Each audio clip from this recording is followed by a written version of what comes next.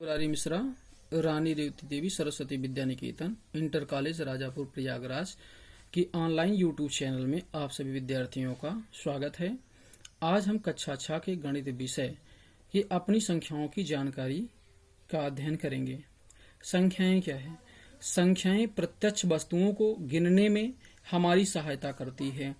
संख्याएं वस्तुओं के संग्रह में कौन सी बड़ी तथा कौन सी छोटी है बताने में सहायता करती है। संख्याएं वस्तुओं को क्रम में व्यवस्थित करने में सहायता करती है, जैसे पहला, दूसरा, तीसरा इत्यादि। संख्याओं की तुलना। संख्याओं की तुलना अंकों के आधार पर जिस संख्या में अंकों की संख्या अधिक होगी वही बड़ी संख्या होगी। जैसे हमारे पास संख्याएं 98, 312, 4132, 21345 है। पहले संख्या में 2 अंक हैं, दूसरी संख्या में 3 अंक हैं, तीसरी संख्या में 4 अंक हैं और चौथी में 5 अंक हैं। यानी कि पांचवी संख्या में सबसे अधिक अंक हैं, इसलिए यह बड़ी संख्या होगी। यदि अंकों की संख्या समान है तो संख्याओं की तुलना संख्या में सबसे बाईं ओर स्थित अंकों से करते हैं। जैसे हमारे पास संख्याएं 8345, 3478, 7932। चारों संख्याओं में अंकों की संख्या समान है। 4 अंक इसमें भी हैं, 4 अंक इसमें भी हैं, 4 अंक इसमें भी हैं।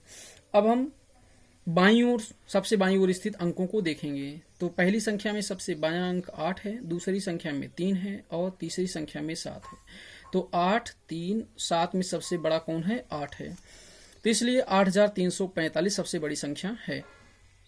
यदि बाईं ओर पहली संख्या समान है तो उसके बाद वाली संख्या से तुलना करते हैं। जैसे हमारे पास संख्या है 5321 और 5431। अब दोनों संख्या में सबसे बाईं ओर पहली संख्या 5 है और इसमें भी 5 है, दोनों अंक समान है, इसलिए अब हम इसके बाद वाली संख्या से तुलना करेंगे। तो 5 के बाद क्या है? 3, इस 5 के बाद क्या है? 4, तो 3 से 4 बड़ा है, इसलिए 5431 बड़ा है 5321 से। अब एक उदाहरण है 5332, 5445, 5439 में सबसे बड़ी संख्या कौन सी है? अब इसमें देखेंगे पहले 2 अंक 5 और 4 हैं, दूसरी संख्या में भी पहला 2 अंक 5 और 4 है, तीसरी संख्या में भी पहला 2 अंक 5 और 4 है। तो हम तीसरे अंक से तुलना करते हैं। पहली संख्या में तीसरा अंक 3 है, दूसरी संख्या में तीसरा अंक 4 है और तीसरी संख्या में तीसरा अंक 3 है। तो 3, 4, 3 में सबसे बड़ा 4 है, इसलिए सबसे बड़ी संख्या 5445 है। अब दिए गए अंकों से बड़ी तथा छोटी संख्या बनाना। अब जैसे मान लीजिए हमारे पास अंक दिए गए हैं 4, 8, 3, 2। हमें सबसे बड़ी और सबसे छोटी संख्या लिखनी है। तो सबसे बड़ी संख्या लिखने के लिए सबसे पहले हम बड़े अंक को देखते हैं। तो सबसे बड़ा अंक इसमें 8 है और इससे छोटा क्या है? 4 है, फिर उसके बाद 3 है, फिर 2 है। तो सबसे बड़ी संख्या हो गई 8432। सबसे छोटी संख्या लिखने के लिए दिए गए अंकों में सबसे पहले सबसे छोटा अंक लिखते हैं। सबसे छोटा अंक 2 है, उससे बड़ा 3 है, इससे बड़ा 4 है और इससे बड़ा 8 है। तो सबसे छोटी संख्या हो गई 2348। अब जैसे हमारे पास संख्या 1, 1, 5, 7 है, तो सबसे बड़ी संख्या बनाने के लिए सबसे पहले सबसे बड़े अंक को देखते हैं। सबसे बड़ा अंक 7 है, उसके बाद 5 है, फिर 1 है, फिर 1 है। तो ये संख्या बन गई 7511। अब सबसे छोटी संख्या बनाने के लिए सबसे पहले छोटे अंक को, उसके बाद उससे बड़े अंक को लिखते हैं। तो सबसे छोटा अंक क्या है? 1, 1, उसके बाद उससे बड़ा 5, 7 संख्या हो गई सबसे छोटी संख्या 1157। अब हमारे पास अंक जैसे हैं 3, 8, 5, 9। तो सबसे बड़ी संख्या बनाने के लिए सबसे बड़े अंक से शुरू करते हैं, तो 9853। छोटी संख्या बनाने के लिए सबसे छोटे अंक से शुरू करते हैं, तो 3589। अब जैसे हमारे पास अंक दिए हैं 0, 2, 5, 7, 3 से 5 अंकों की सबसे बड़ी तथा सबसे छोटी संख्या बनाइए। तो 5 अंकों की सबसे बड़ी संख्या बनाने के लिए जैसे हमने आपको बताया था कि सबसे पहले बड़े अंक को लिखते हैं, उसके बाद उससे छोटे, उसके बाद उससे छोटे, फिर उससे छोटे। तो सबसे बड़ा अंक इसमें क्या है? 7 है। इसके बाद 5 है, 5 के बाद 3, 3 के बाद 2, 2 के बाद 0। तो 5 अंकों की सबसे बड़ी संख्या हो गई 75,320। अब 5 अंकों की सबसे छोटी संख्या लिखने के लिए सबसे छोटा अंक तो यहाँ पे 0 है, लेकिन हम 0 नहीं लिखेंगे। 0 अगर पहले लिखेंगे तो हमारी संख्या जो है वो 4 अंकों की हो जाएगी। इसलिए सबसे पहले 0 के बाद सबसे छोटी संख्या जो होगी 2 है, तो 2, 0, 3, 5, 7 सबसे छोटी संख्या 20,357 हो गई। अब हम संख्या को आरोही और अवरोही क्रम में लिखने और करने के बारे में अध्ययन करेंगे। सबसे पहले हम आरोही क्रम का अध्ययन करेंगे। आरोही क्रम का अर्थ है सबसे छोटे से प्रारंभ कर सबसे बड़े तक व्यवस्थित करना। जैसे हमारे पास संख्याएं हैं 12, 19, 16, 15, 18, 25 का आरोही क्रम है। सबसे पहले आरोही क्रम में सबसे पहले सबसे छोटी संख्या को लिखते हैं। सबसे छोटी संख्या इसमें क्या है? 12 है। इससे बड़ी संख्या कौन सी है? 15 है। 15 से बड़ी कौन सी है? 16 है। 16 से बड़ी कौन सी संख्या है? 18 है। 18 से बड़ी संख्या कौन सी है? 19 है। 19 से बड़ी संख्या कौन सी है? 25 है। तो हमारा आरोही क्रम हो गया 12, 15, 16, 18, 19, 25। अवरोही क्रम, अवरोही क्रम का अर्थ है सबसे बड़े से प्रारंभ कर सबसे छोटे तक व्यवस्थित करना। यानी कि सबसे पहले सबसे बड़ी संख्या लिखेंगे, उसके बाद उससे छोटी, उसके बाद उससे छोटी, फिर लास्ट में सबसे छोटी संख्या को लिखते हैं। तो सबसे बड़ी संख्या कौन सी है? 22।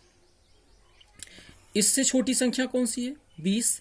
20 से छोटी कौन सी संख्या है? 15। 15 से छोटी कौन सी संख्या है? 14। 14 से छोटी कौन सी संख्या है? 12। 12 से छोटी कौन सी संख्या है? 10। तो अवरोही क्रम हो गया 22, 20, 15, 14, 12, 10। अब हम अंकों की सबसे बड़ी तथा सबसे छोटी संख्या जानेंगे। एक अंक की सबसे बड़ी संख्या क्या होगी? 9 और सबसे छोटी संख्या 1। 2 अंकों की सबसे बड़ी संख्या 99 और 2 अंकों की सबसे छोटी संख्या 10। अब 3 अंकों की सबसे बड़ी संख्या 999, 3 अंकों की सबसे छोटी संख्या 100 यानी कि 100। 4 अंकों की सबसे बड़ी संख्या 9999 और 4 अंकों की सबसे छोटी संख्या 1000। 5 अंकों की सबसे बड़ी संख्या 99,999 और 5 अंकों की सबसे छोटी संख्या 10,000। 6 अंकों की सबसे बड़ी संख्या 9,99,999 और सबसे छोटी संख्या 1 लाख है। इस प्रकार से सबसे बड़ी संख्या और सबसे छोटी संख्या जितने अंकों की पूछी जाएगी, अगर मान लीजिए 7 अंकों की सबसे बड़ी संख्या पूछी रही है तब 7 बार 9 लिख देंगे और उसके बाद अगर सबसे छोटी संख्या 7 अंकों की पूछी जा रही है तो 1 लिख करके 6 0 लिख देंगे। अब संख्याओं को पढ़ना तथा लिखना। संख्याओं को कैसे पढ़ा और कैसे लिखा जाता है? जैसे हमारे पास है 5, 3, 4, 5, 6, 7। सबसे पहले हम लोग इकाई, दहाई, सैकड़ा, हजार, 10,000, लाख। तो इकाई, दहाई, सैकड़ा, हजार, 10,000, लाख। इकाई के स्थान पे क्या है? 7 है। दहाई पे क्या है? 6 है। सैकड़ा पे क्या है? 5 है। हजार पे क्या है? 4 है। 10,000 पे क्या है? 3 है। लाख पे कितना है? 5 है। तो हम इसके आधार पे इकाई दहाई के आधार पे पढ़ेंगे। जैसे 5 हमारा किस पे है? लाख पे। तो हो गया 5 लाख, हजार और 10,000 दोनों को मिला करके साथ में पढ़ेंगे तो ये कितना हो जाएगा? 34। तो 5,34,000 सैकड़ा के नीचे कितना है? 5, तो 567 यानी कि पूरा हो गया 5,34,567। अब जैसे दूसरी संख्या है, अब ये हमारे पास संख्या है। अब इसमें सबसे पहले इकाई, दहाई, सैकड़ा, हजार, 10,000 नामकरण कर लेते हैं। तो इकाई के नीचे कितना है? 3 है। दहाई पे कितना है? 8 है। सैकड़ा पे कितना है? 7 है। हजार पे कितना है? 5। 10,000 पे 1, लाख पे 2, 10 लाख पे 1। अब लाख और 10 लाख पूरे को मिला करके पढ़ेंगे 12 लाख।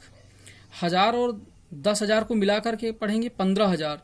तो 12,15,783। अब 12,05,10 को अंकों में लिखिए। तो सबसे पहले हम इकाई, दहाई, सैकड़ा, हजार, 10,000, लाख, 10 लाख लिख लेते हैं। हमारे पास क्या है? 12 लाख। तो 12 लाख, लाख और 10 लाख के नीचे लिख देते हैं 12 लाख हो गया।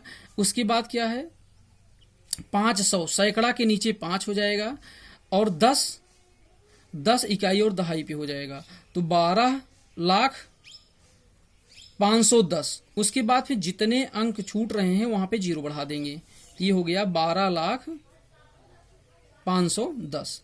अब स्थानीय मान 425 है, 425 4 ये किस स्थान पे, इकाई दहाई सैकड़ा, 4 किस स्थान पे है, सैकड़ा के स्थान पे है, तो 4 गुणे 100 हो गया, प्लस 2 किस स्थान पे है, दहाई स्थान पे, तो 2 गुणे 10 हो गया, 5 किस स्थान पे, इकाई पे है, तो 8325 में 8 किस स्थान पे है, इकाई दहाई सैकड़ा हजार, 8 1000वां स्थान पे है, और 3 100वां स्थान पे है, 2 क्या है दहाई स्थान पे है, 5 किस में है, इकाई के स्थान पे है। तो हमारे पास अगली संख्या है 98,765, तो 9 किस स्थान पे है, 10,000वें स्थान पे है, और उसके बाद 8 1000वां स्थान पे है, 7 सैकड़ा स्थान पे है, और 6 दहाई स्थान पे है, 5 इकाई स्थान पे है। तो 425 में इकाई स्थान पे 5, दहाई स्थान पे 2 तथा सैकड़ा पर 4 है। 8325 में इकाई पर 5, दहाई पर 2, सैकड़ा पर 3 और 1000 पर 8 हैं। अब हम अल्प विरामों का प्रयोग पढ़ेंगे। तो बड़ी संख्याओं को पढ़ने और लिखने में सुविधा के लिए अल्प विराम का प्रयोग करते हैं। संख्यांकन की पद्धतियां, संख्यांकन की 2 पद्धतियां हैं, भारतीय पद्धति, अंतर्राष्ट्रीय पद्धति। भारतीय पद्धति में संख्यांकन की भारतीय पद्धति में इकाई, दहाई, सैकड़ा, हजार, 10,000, लाख, 10 लाख, करोड़, 10 करोड़ का प्रयोग किया जाता है। इस पद्धति में अल्प विराम दाईं ओर से पहले तीसरे अंक, इसके बाद 2-2 अंकों पर कामा लगाते हैं। जैसे हमारे पास ये संख्या है, तो सबसे पहले हमने आपको बताया कि दाहिनी तरफ से 3 अंकों पे कामा लगेगा, तो 1 2 ये 3 अंक हो गया। इसके बाद भारतीय पद्धति में 2-2 अंकों पे, तो 1 2 ये 2 हो गया, फिर उसके बाद 2 अंकों पे कामा लगेगा। अब जैसे हमारे पास ये संख्या है, तो भारतीय पद्धति में पहले दाईं तरफ से 3 अंकों पे, 1 2 3 ये 3 अंक हो गया। इसके बाद 2-2 अंकों पे, 1 2 2 अंक हो गया, फिर उसके बाद 1 2। तो यानी कि भारतीय पद्धति में दाहिनी तरफ से कामा लगाते हैं सबसे पहले 3 अंकों पे, उसके बाद 2-2 अंकों पे कामा लगाते हैं। अब जैसे हमारे पास एक क्वेश्चन है, ये संख्या है कि उपयुक्त स्थानों पर अल्प विराम लगाइए और संख्या नामों को भारतीय संख्यांकन पद्धति में लिखिए।